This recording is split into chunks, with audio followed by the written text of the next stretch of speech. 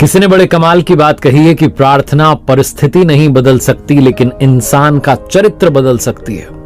मैं हूं आरजे कार्तिक। एक बड़ी छोटी सी कहानी दोस्तों आपको सुनाता हूं। ये कहानी है 11 गांव की।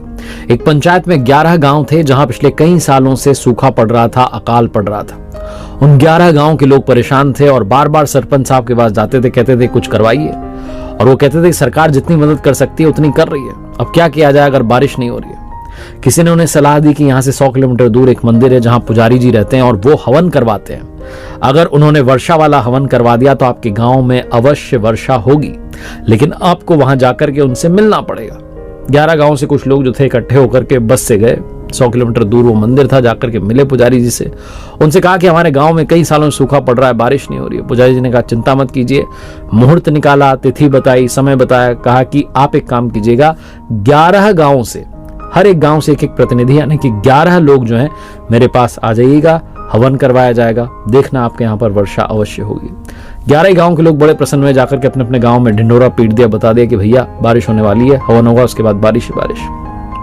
जो तिथि थी, जो मुहूर्त था, समय था, तय समय पर ये लोग पहुंच गए बस में बैठ करके वहां मंदिर तक।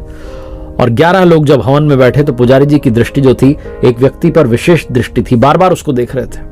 जब हवन संपन्न हुआ, पुजारी जी ने प्रसाद बांटा तो उन्होंने कहा कि देखो बुरा मत मानना, लेकिन मैं एक बात कहना चाहता हूं। ये जो हवन है ये सफल तो हो गया है, लेकिन सिर्फ एक गांव के लिए। बाकी के लोग घबरा गए कि आप ये क्या कह रहे हैं, 10 गांव में बारिश नहीं होगी, सिर्फ एक गांव में बारिश होगी, ऐसा क्या है उस गांव में। पुजारी जी ने कहा कि जो भाई साहब आपको दिखाई दे रहे हैं, सिर्फ इनके गांव में बारिश होगी। लोगों ने उस व्यक्ति की तरफ देखा और कहा इनके गांव में ऐसा क्या है। पुजारी जी ने कहा ध्यान से देखिए, ये अपने साथ क्या लाए हैं। लोगों ने कहा छाता लाए हैं।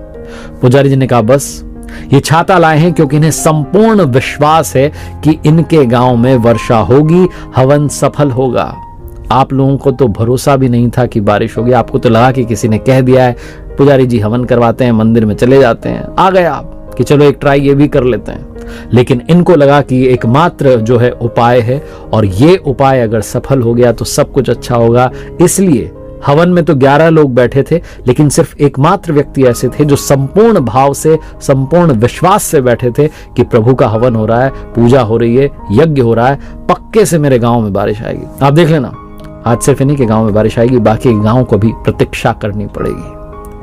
वो 11 लोग प्रणाम करके चुपचाप वहां से चल दिए और रास्ते में बात करते जा रहे थे कि ऐसा थोड़ा ना होगा कि बारिश आ जाएगी। जब वहां पहुंचे तो सबसे पहले उसी भाई का गांव आया जिसके लिए पंडित जी ने कहा था, जो छाता लेकर आया था। जैसे ही वो बस से उतरा वहां बारिश शुरू हो गई।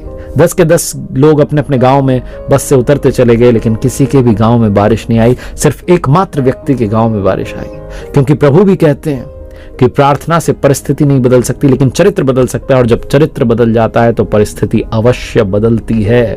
प्रार्थना से परिस्थिति बदलनी है तो पहले चरित्र को बदलना शुरू करो, प्रार्थना में विश्वास लाना शुरू करो, ये मानना शुरू करो कि अगर मैंने प्रार्थना की है तो सक्सेस अवश्य मिलेगी।